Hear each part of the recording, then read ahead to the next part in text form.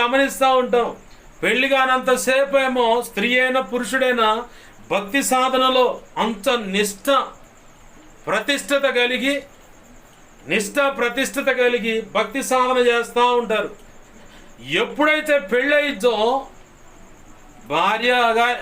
భార్యగా మారిన ఆ స్త్రీ కానీ పురుషుడు కానీ, భర్తగా మారిన పురుషుడు కానీ ఇక భక్తి లేదు, ఏమి లేదు. ఏమైద్దో ఏమో అర్థం కాదు. మొత్తం ఒక దరికి వెళ్ళిపోద్ది.